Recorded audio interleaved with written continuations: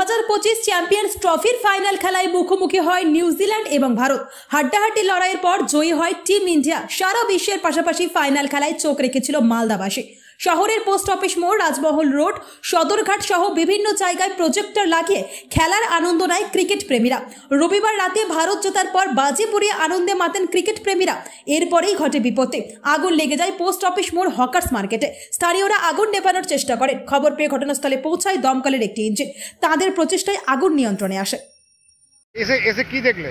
আমি এসে দেখলাম যে এখানে আগুন লেগে গেছে, মানে শর্ট সার্কিটে আগুনটা লেগেছিল। তো কোথায় এটা? এটা পোয়ারা মোড়ে হকার্স মার্কেট। কি অবস্থা, কি কন্ডিশন? এখন কন্ডিশন ঠিক আছে, মানে ক্ষয়ক্ষতি বেশি হয়নি। প্রায় 1-2টো দোকান আগুন লেগে গেছিল।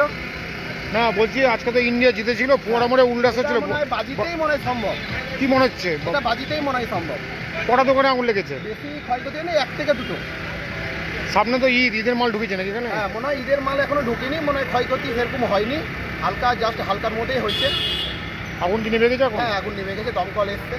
কটায় দমকল এসছে? দমকল এখন বর্তমানে একটাই এসছে। আপনার নাম? আপনার সৌরভ দাস।